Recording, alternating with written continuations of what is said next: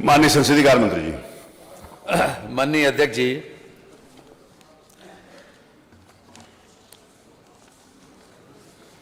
आज ये सदन के लिए बहुत महत्वपूर्ण दिन है। माननीय इस घटना के विषय में मैं संक्षेप में सभी माननीय सदस्यों को अवगत करा दें।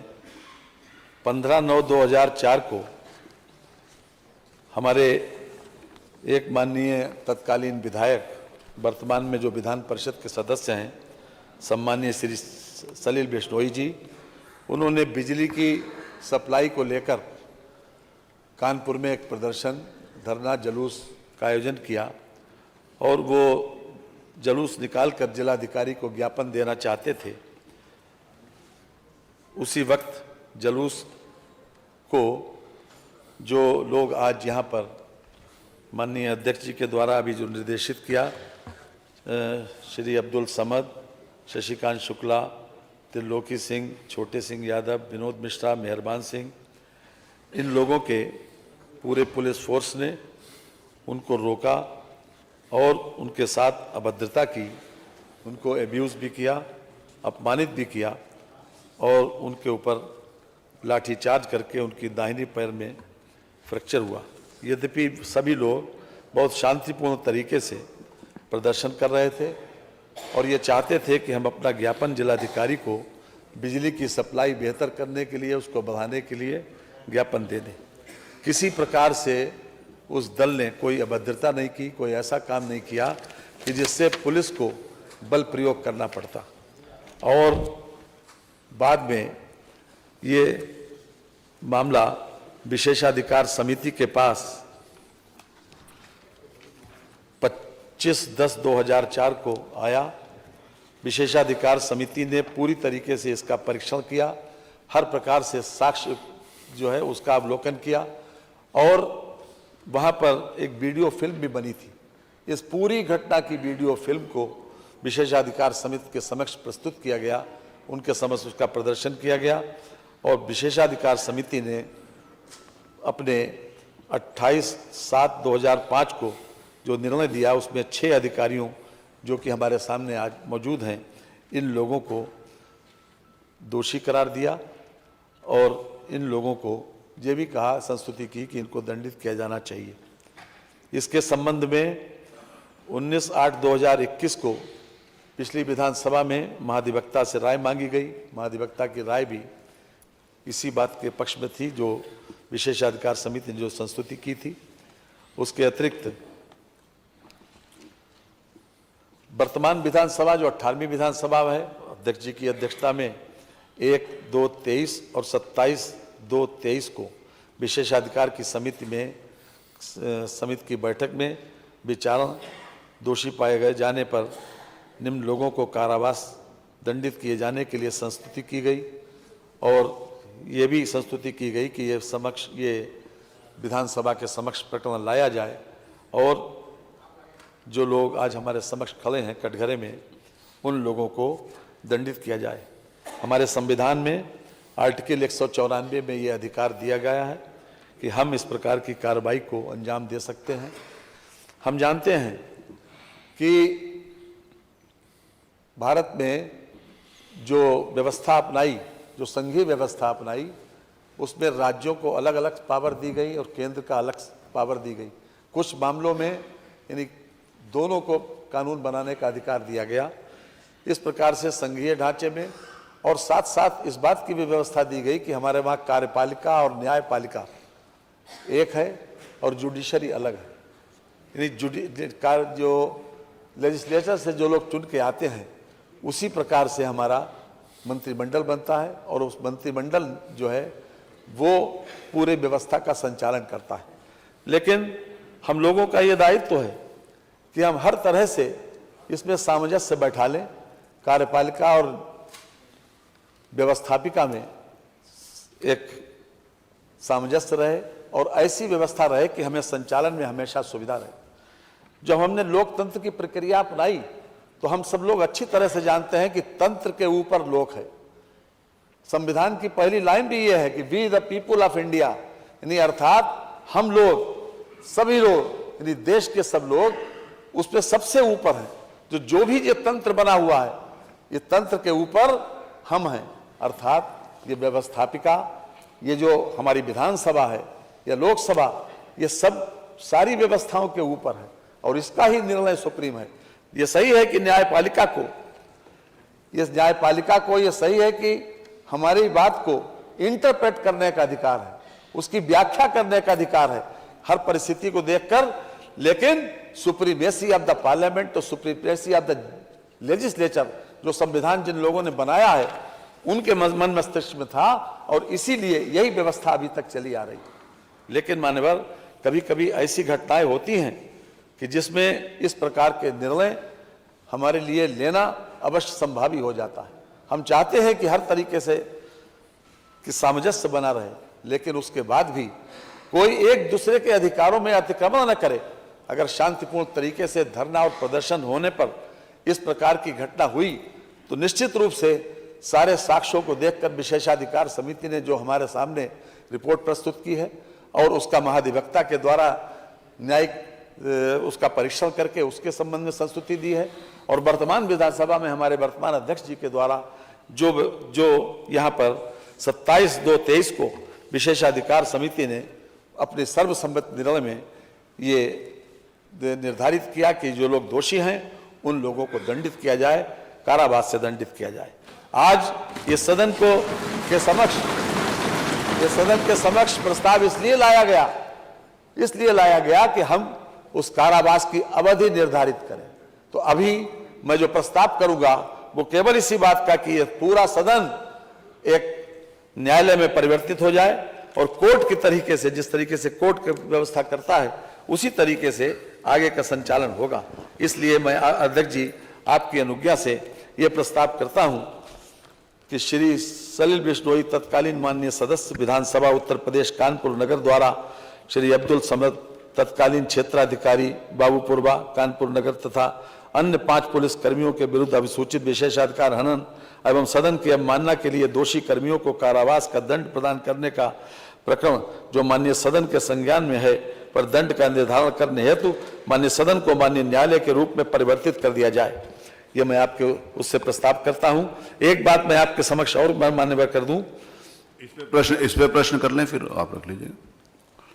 प्रश्न यह है कि श्री सलील बिश्नोई तत्कालीन माननीय सदस्य विधानसभा उत्तर प्रदेश कानपुर नगर द्वारा श्री अब्दुल समद तत्कालीन क्षेत्राधिकारी बाबूपुरा कानपुर तथा अन्य 5 पुलिस कर्मचारियों के विरुद्ध अभिसूचित विशेषाधिकार हनन एवं सदन की अवमानना के लिए दोषी कर्मचारियों को कारावास का दंड प्रदान करने को प्रकरण जो माननीय सदस्य के संज्ञान में है पर दंड निर्धारित करने हेतु माननीय सदन को माननीय न्यायालय के रूप में परिवर्तित कर दिया जाए। जो माननीय सदस्य के पक्ष में हो कृपया हाँ कहें, जो माननीय सदस्य के विरोध में हो कृपया नहीं कहें।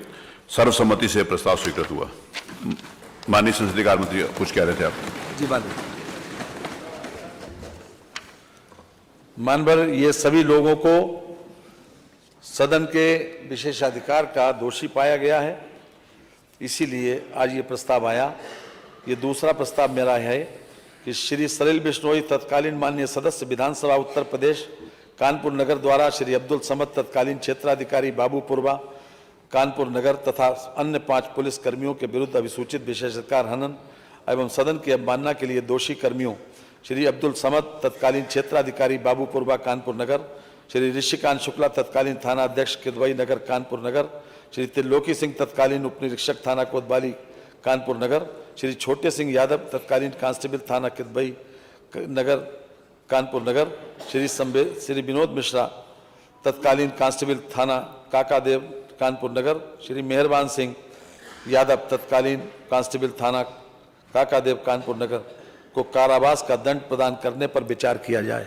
प्रश्न यह है कि श्री सलील बिश्नोई तत्कालीन माननीय सदस्य विधानसभा उत्तर प्रदेश कानपुर नगर द्वारा श्री अब्दुल समद तत्कालीन क्षेत्राधिकारी बाबूपुरा कानपुर तथा अन्य 5 पुलिस कर्मचारियों के विरुद्ध अभिसूचित विशेषाधिकार हनन एवं सदन की अवमानना के लिए दोषी कर्मियों श्री अब्दुल समद तत्कालीन क्षेत्राधिकारी बाबूपुरा कानपुर, श्री ऋषिकांत शुक्ला तत्कालीन थानाध्यक्ष किदवई नगर कानपुर, श्री त्रिलोकी सिंह तत्कालीन उप निरीक्षक थाना कोतवाली कानपुर, श्री छोटे सिंह यादव तत्कालीन कांस्टेबल थाना किदवई नगर कानपुर, श्री विनोद मिश्र तत्कालीन कांस्टेबल थाना काकादेव कानपुर, श्री मेहरबान सिंह यादव तत्कालीन कांस्टेबल थाना काकादेव कानपुर को कारावास का दंड प्रदान करने पर विचार किया जाए। जो माननीय सदस्य के पक्ष में हो कृपया हाँ कहें, जो माननीय सदस्य के विरोध में हो कृपया नहीं कहें। सर्वसम्मति से यह प्रस्ताव स्वीकृत हुआ।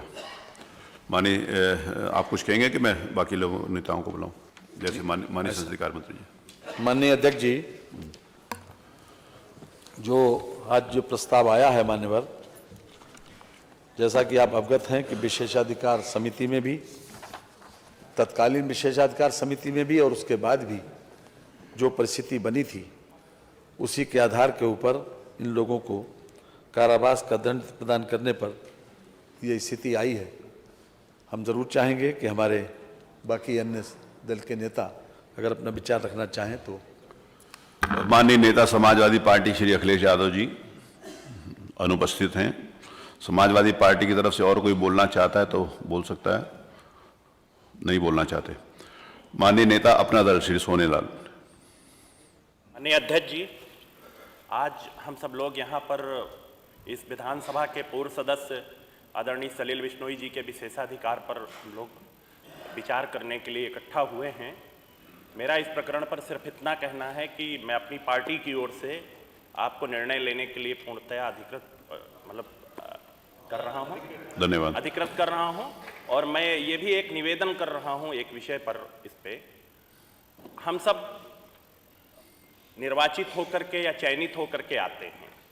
हमारे लिए जो विशेषाधिकार का विषय है, इसमें एक निवेदन जरूर मैं आपसे करूंगा कि आजकल मैं एक सदस्य के रूप में आपसे कह रहा हूं, भाषाई जो आदान प्रदान अधिकारी। चलिए उसके ऊपर विशेष चर्चा करेंगे, अभी नहीं, ये प्लेटफॉर्म नहीं है। श्री नेता राष्ट्रीय लोकदल श्री बाल्यान जी, श्री बाल्यान जी बोलना चाहते हैं? उनका कोई सदस्य बोलना चाहता है? नहीं बोलना चाहते, इसका दो समर्थन में। शैलिल कुमार त्रिपाठी, निर्बल इंडियन शोषित हमारा अपना दल, बताइए। माननीय संजय जी। अध्यक्ष जी, हमारा दल, हमारी पार्टी, हमारे दल के सदस्य आज इस तरह की घटना आगे न हो, और विशेषाधिकार संविधान में मिला हुआ और जनता ने दिया। अगर हम जनता के प्रतिनिधि हैं और सदन के सदस्य की रक्षा नहीं कर पाए तो ऐसे अधिकारी कर्मचारी जनता की क्या रक्षा करेंगे? इनके खिलाफ जो भी हो सकता है। चलिए, धन्यवाद। आप अध्यक्ष जी, हमारी पार्टी आपकी कार्यकुशलता पर गर्व करती है और पूरा समर्थन करती है। जो भी निर्णय सुनाएंगे हमारा दल आपका समर्थन करता है। नेता श्री ओम प्रकाश जी राजभर, सुहेल देव, भारतीय समाज पार्टी। माननीय अध्यक्ष जी, हमारी पार्टी, हमारे सभी विधायक, हम लोग ये निर्णय आपके ऊपर छोड़ते हैं। जो भी निर्णय आप देंगे हम लोग सर्वमान्य हैं। माननीय नेता भारतीय राष्ट्रीय कांग्रेस श्रीमती आराधना मिश्रा मोना जी। माननीय अध्यक्ष जी, संविधान के इस मंदिर में सदस्यों की और संविधान की सुरक्षा के लिए जो निर्णय आप लेंगे आज, उससे मैं और मेरा दल पूरी तरह सहमत। हमें पूरा विश्वास है कि आप हम सब की बात को समझते हुए इस पर निर्णय ले लें। पूरा विश्वास है हमें आपके निर्णय। माननीय नेता जनसत्ता दल कुंवर रघुराज प्रताप सिंह राजा भैया जी। माननीय अध्यक्ष जी, आप हम सभी लोगों के संरक्षक हैं। मैं अपने दल जनसत्ता दल की ओर से जो भी आप निर्णय लेंगे उससे हम पूरी तरह से सहमत हैं। माननीय नेता बहुजन समाज पार्टी श्री उमाशंकर सिंह। माननीय अध्यक्ष जी, क्योंकि इस मंडप में आप हम सबके अभिभावक हैं, संरक्षक हैं, इसलिए इस संबंध में भी मुझे पूरा विश्वास है कि आप जो भी निर्णय लेंगे हम सबके हित में लेंगे। मैं अपने तरफ से भी आपको अधिकृत करता हूं कि आप अपना निर्णय दें, हम उसको स्वीकार करेंगे। माननीय संसदीय कार्य मंत्री जी। माननीय अध्यक्ष जी, हम न्याय के ऊपर संवेदनशीलता को महत्व दिया गया है मान्यवर, और संवेदनशीलता उसके ऊपर मानी गई है। हम भी उसी परंपरा के निर्वहन के एक प्रकार से आदी हैं।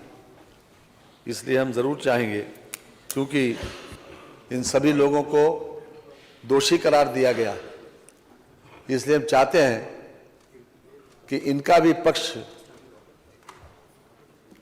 मानवर इन लोगों का पक्ष भी जैसी कि व्यवस्था है उसमें सुन लिया जाए।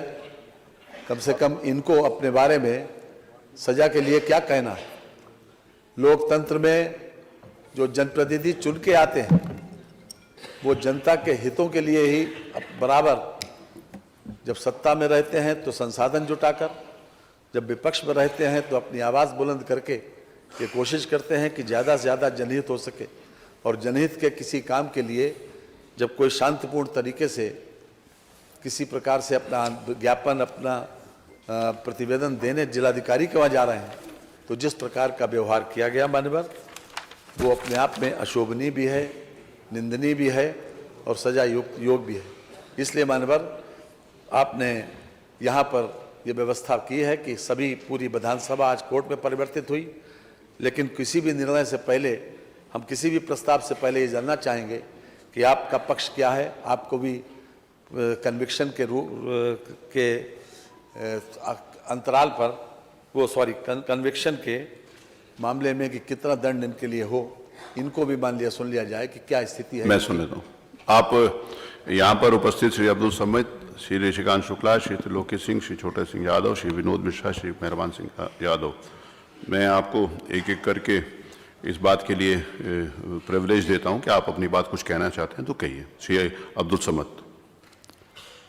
परम आदरणीय माननीय अध्यक्ष जी, परम आदरणीय माननीय सदस्यगण, परम आदरणीय तत्कालीन विधायक माननीय सलील बिश्नोई जी, मैं आप सभी लोगों का सादर चरण स्पर्श करते हुए प्रणाम करता हूं।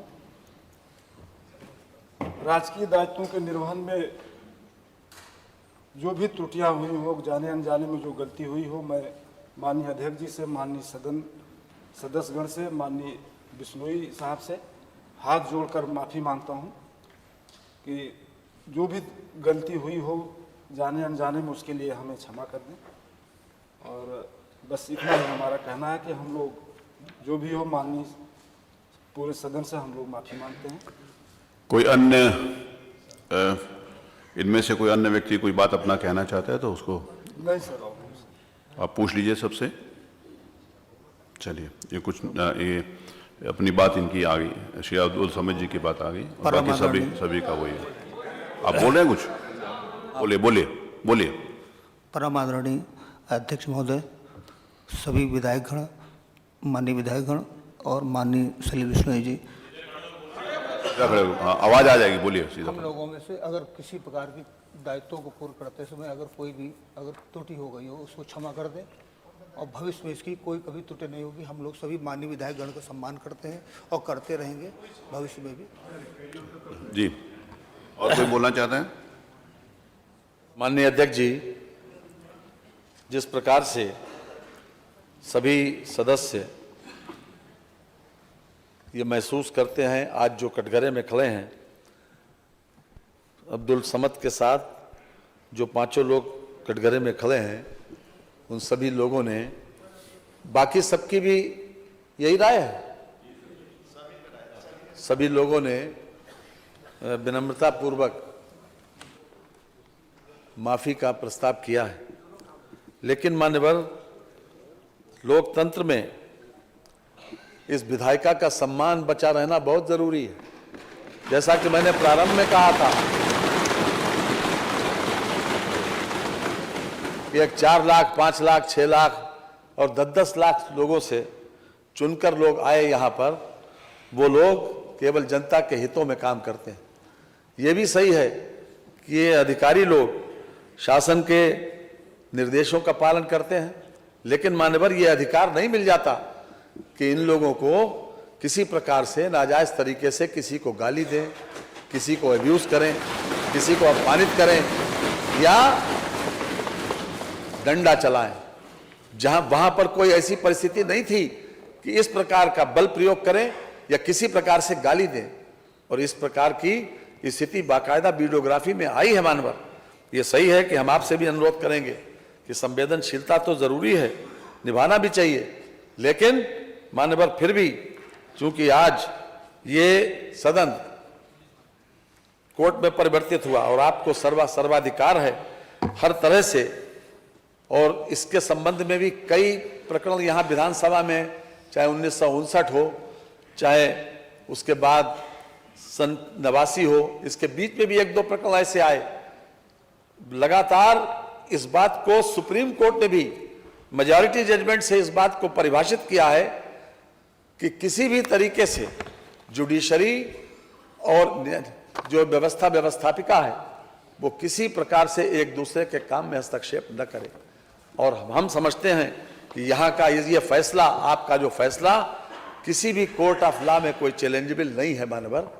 इसलिए मैं विनम्रता पूर्वक ये प्रस्ताव करूंगा कि चूंकि इन लोगों का व्यवहार, अपने इन्होंने जो कुछ कहा है उसके ऊपर हम ये चाहते हैं कि मिनिमम इनको सजा दी जाए। इसलिए मैं प्रस्ताव करता हूं कि श्री सलील बिश्नोई तत्कालीन माननीय सदस्य विधानसभा उत्तर प्रदेश कानपुर नगर द्वारा श्री अब्दुल समद तत्कालीन क्षेत्राधिकारी बाबूपुरवा कानपुर नगर तथा अन्य 5 पुलिस कर्मियों के के विरुद्ध अभिसूचित विशेषाधिकार हनन एवं सदन की अवमानना के लिए दोषी कर्मियों श्री अब्दुल समद तत्कालीन क्षेत्राधिकारी बाबूपुरवा कानपुर नगर, श्री श्रीकांत शुक्ला श्री तत्कालीन थानाध्यक्ष किदवई नगर कानपुर नगर, श्री त्रिलोकी सिंह तत्कालीन उप निरीक्षक थाना कोतवाली कानपुर नगर, श्री छोटे सिंह यादव तत्कालीन कांस्टेबल थाना किदवई नगर कानपुर नगर, श्री विनोद मिश्रा तत्कालीन कांस्टेबल थाना काकादेव कानपुर नगर, श्री मेहरबान सिंह यादव तत्कालीन कांस्टेबल थाना काकादेव कानपुर नगर को 1 दिन यानी आज रात के 12 बजे तक दिन का कारावास की सजा दिया जाए। संविधान की उद्देशिका निम्न प्रकार से प्रारंभ होती है। हम सबको मालूम है कि हम भारत के लोग, भारत के संपूर्ण प्रभुत्व संपन्न, आगे पूरा डिटेल में लिखा हुआ है, इस संविधान को अंगीकृत, अधिनियमित और आत्मार्पित करते हैं। अतः हम भारत के लोग सर्वोपरि हैं एवं इस आदरणीय सदन के सदस्य भारत के लोगों का प्रतिनिधित्व करते हैं। अतः उनकी मर्यादा एवं गरिमा को संरक्षित रखना हम सबका दायित्व है। संविधान के अनुच्छेद 194 में विधानमंडल के सदनों की तथा उसके सदस्यों और समितियों की शक्तियों एवं विशेषाधिकार प्राविधानित किए गए हैं। यह एक सत्यापित सिद्धांत है कि संविधान के अनुच्छेद 194(3) के अंतर्गत सदन विशेषाधिकार एवं अवमानना के मामलों में निर्णय लेने हेतु सर्वाधिकार धारित करता है तथा सदन का निर्णय इस मामलों में अंतिम होता है। हम सबको यह एहसास है कि हमारा यह निर्णय महत्वपूर्ण होगा और इसके दूरगामी परिणाम एवं संदेश होंगे। संविधान में न्यायपालिका, कार्यपालिका एवं विधायिका की शक्तियों को पृथक पृथक रूप से परिभाषित किया गया है। इन शक्तियों के पृथक्करण एवं सिद्धांत हमारे संविधान की जीवन रेखा हैं। यदि इन तीनों संवैधानिक संस्थाओं द्वारा एक दूसरे के अधिकारों एवं शक्तियों में अतिक्रमण किया जाएगा तो उसके परिणाम नकारात्मक होंगे और ये संस्थाएं शनय शनय समाप्त हो जाएंगी। हमारा ये दायित्व है कि संविधान निर्माताओं ने जो योजना बनाई है हम लोग सम्मान करें और अपने अधिकारों का प्रयोग अपनी सीमा के अंदर रहकर करें। जनप्रतिनिधियों के लोकतांत्रिक अधिकारों एवं कार्यपालिका द्वारा सीमित नहीं किया जा सकता। इसी प्रकार से विधायिका द्वारा भी कार्यपालिका की सीमा में अनधिकृत हस्तक्षेप नहीं किया जा सकता।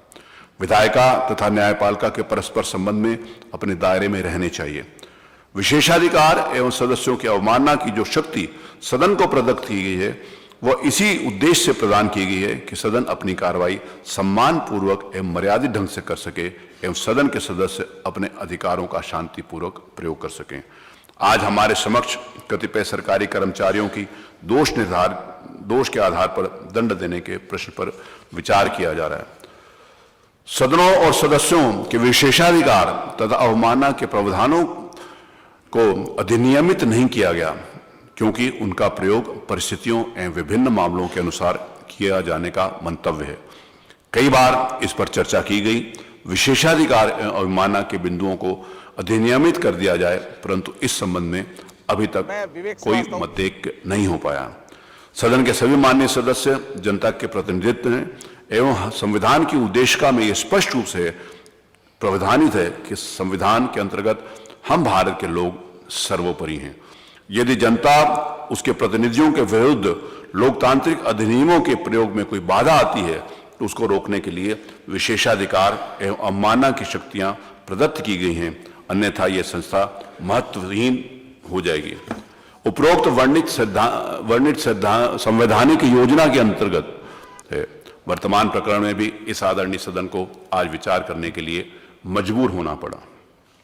संसदीय कार्य मंत्री द्वारा प्रस्तुत किए गए तथ्यों से यह स्पष्ट है कि यह प्रकरण चिंतनीय है और इस प्रकरण में आदरणीय सदस्यों के विरुद्ध जिस प्रकार का बर्ताव दोषी अधिकारियों एवं कर्मचारियों द्वारा किया गया है वो उनके अधिकारों से परे है था एवं संविधान अनुशासन के विपरीत था। दोषी अधिकारियों के आचरण के कारण ही विशेषाधिकार समिति द्वारा यह संस्तुति की गई कि उनको दंड दिया जाए। विशेषाधिकार एवं सदन के सदस्यों की अवमानना की शक्तियां विशिष्ट एवं वृहद हैं। हम इस बात को पूरी तरीके से भिज्ञ हैं कि इन शक्तियों का प्रयोग सामान्यतः नहीं किया जाना चाहिए, परंतु यह हमारा दायित्व है कि विधायिका की मर्यादा को संरक्षित करने हेतु इन शक्तियों का आवश्यकता अनुसार प्रयोग किया जाए। विधायिका एवं कार्यपालिका के बीच ऐसा व्यवहार होना चाहिए जिससे इन संस्थाओं की गरिमा बनी रहे एवं परस्पर सम्मान बना रहे। इन शक्तियों का प्रयोग जनहित के उद्देश्य में ही किया जाना चाहिए। इस सदन के एक आदरणीय सदस्य के साथ जो आचरण उनके शांतिपूर्वक प्रतिवाद के सापेक्ष किया गया वो निंदनीय है एवं इस संबंध में निश्चित रूप से एक संदेश जाना चाहिए कि विधायिका एवं उनके सदस्यों को लोकतांत्रिक अधिकारों के प्रयोग में इस प्रकार का आचरण न किया जाए, अन्यथा ये संस्थाएं समाप्त हो जाएंगी और संसदीय लोकतंत्र भी खतरे में रहेगा। हम सबका ये दायित्व है कि आने वाली पीढ़ियों के लिए ये उदाहरण पेश हो एवं इस संवैधानिक संस्थाओं को संरक्षित एवं सुरक्षित रखने के उपाय करें।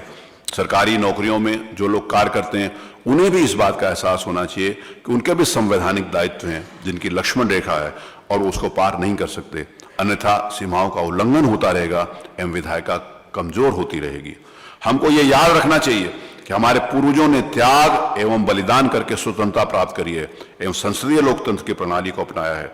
यदि इसी सदस्य के जनता के प्रतिनिधियों के लोकतांत्रिक अधिकारों का हनन किया जाता रहेगा तो ये संस्थाएं बहुत आगे नहीं चल पाएंगी एवं हमारी स्वतंत्रता का कोई अर्थ नहीं रह जाएगा।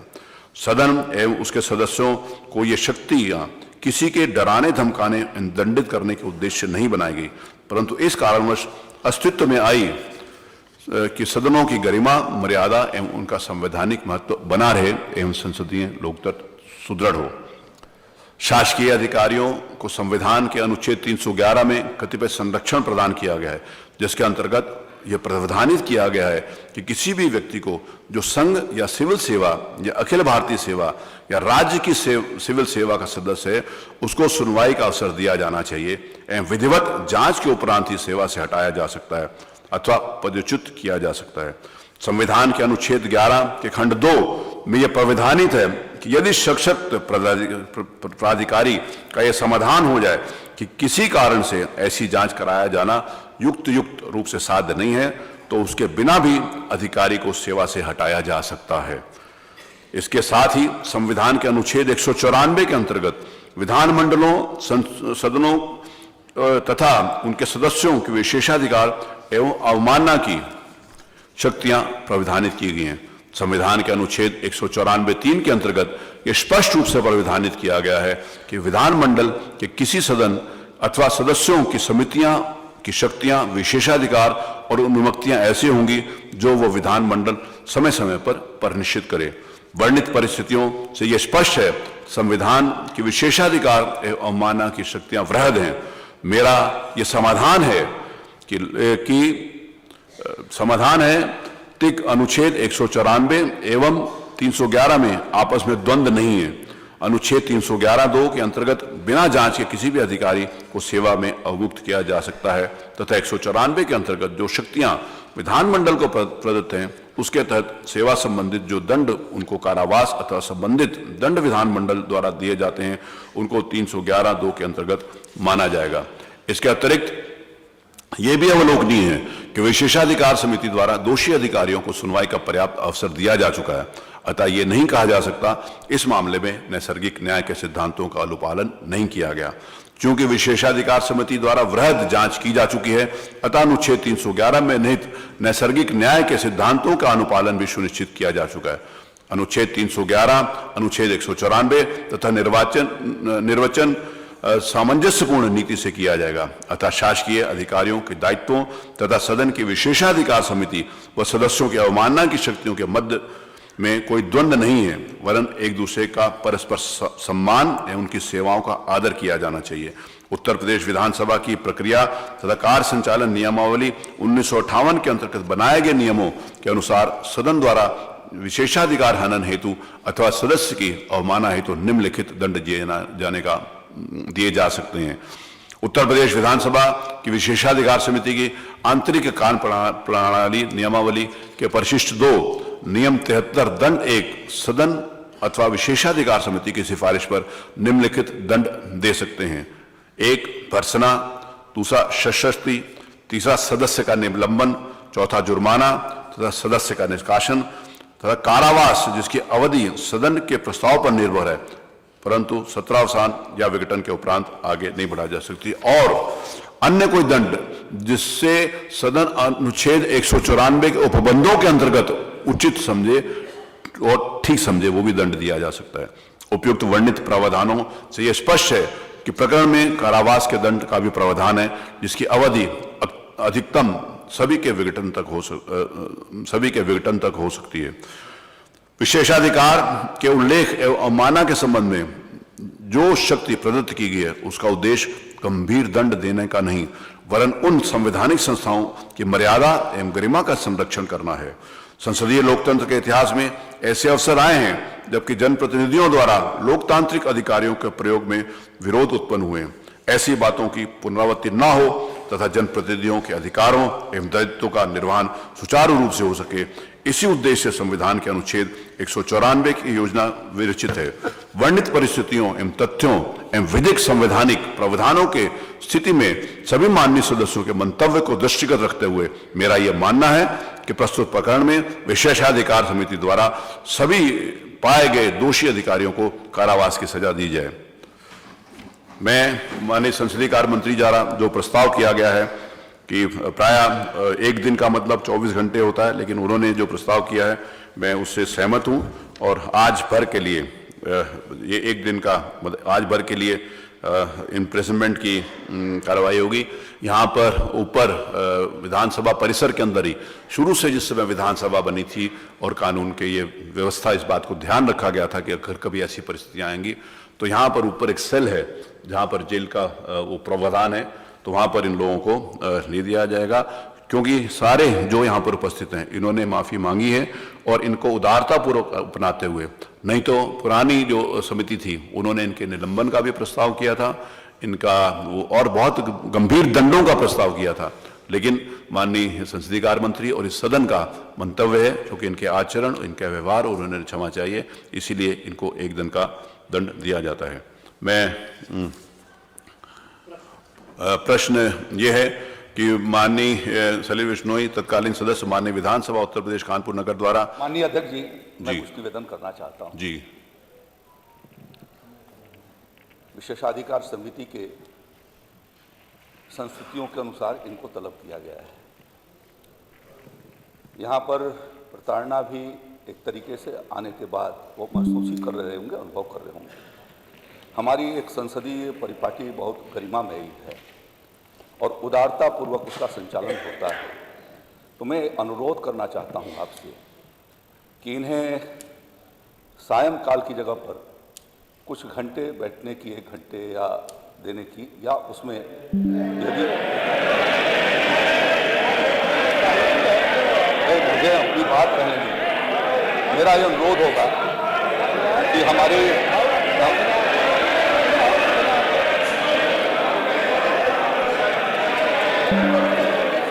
भाई ठीक है, आप बोलिए।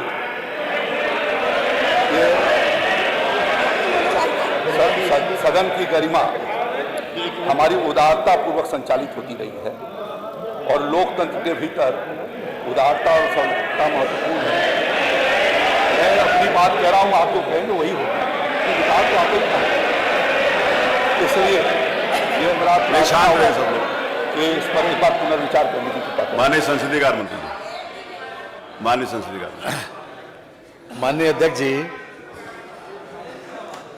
अध्यक्ष पीठ से निर्णय होने के बाद मान्यवर अब ये उस पर विचार या पुनर्विचार होने की आवश्यकता नहीं है मान्यवर। ठीक है। लेकिन मान्यवर आप संवेदनशील हैं और आपने बड़ी उदारता पूर्वक इसको दिया है। मेरा आपसे अनुरोध है कि चलिए मुझ पे छोड़ दीजिए। ये आप लोगों पर के साथ व्यवहार जो है वो ठीक हो और पानी की भोजन की व्यवस्था मान्यवर आप करवा देंगे तो अच्छा रहेगा।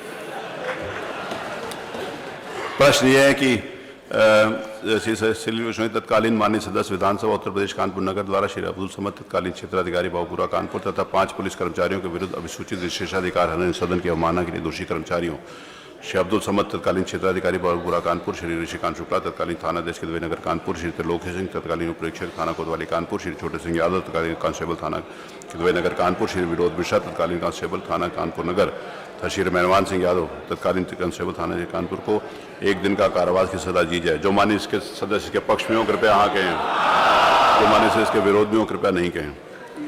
हाँ की सर्वसम्मति से ये प्रस्ताव स्वीकृत हुआ।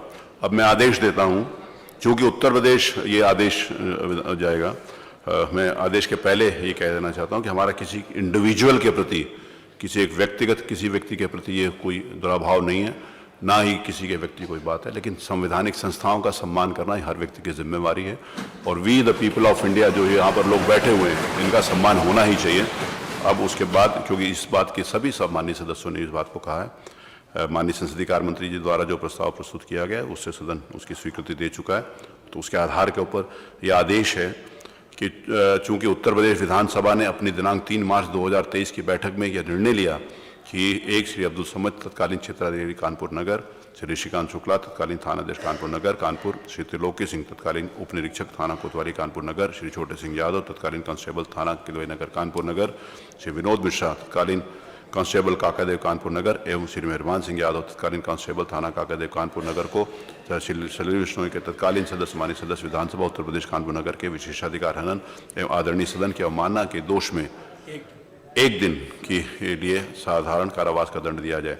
अतः आदरणीय सदन के उक्त निर्णय के अनुसार आदेश दिया जाता है कि उक्त श्री अब्दुल समद तत्कालीन क्षेत्राधिकारी कानपुर क्षेत्राधिकारी बाबूपुरा कानपुर नगर, श्री श्रीकांत शुक्ला तत्कालीन थानाध्यक्ष किदवई नगर कानपुर नगर, श्री त्रिलोक सिंह तत्कालीन उप निरीक्षक थाना कोतवाली कानपुर नगर, श्री छोटे सिंह यादव तत्कालीन कांस्टेबल थाना किदवई नगर कानपुर नगर, श्री विनोद मिश्रा तत्कालीन कांस्टेबल थाना काकादेव कानपुर नगर, श्री मेहरबान सिंह यादव तत्कालीन कांस्टेबल थाना काकादेव कानपुर नगर को 1 दिन के लिए तारीख बदलने तक विधानसभा के लॉकअप में रखा जाए। मार्शल विधानसभा उत्तर प्रदेश उक्त समस्त अभियुक्त गणों को सजा भुगतने हेतु लॉकअप में ले जाएंगे। मेरा ये आदेश मेरे हस्ताक्षर है मोहर से आज दिनांक 3/2023 को पारित किया जाए। वहाँ पर कारावास में किसी भी प्रकार का कोई उत्पीड़न कोई वो नहीं होगा। पूरे सारी प्रकार की सुविधाएं जो अनुमन्य हैं, जैसे माननीय संसदीय कार्य मंत्री ने कहा कि भोजन इत्यादि की सारी व्यवस्था रहेगी, वो होगा। तो अब मार्शल को आदेश है कि इन सब लोगों को यहाँ से ले जाएं।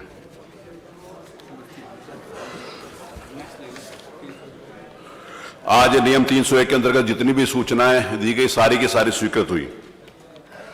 ये इतनी बड़ी बात क्या दी रहा।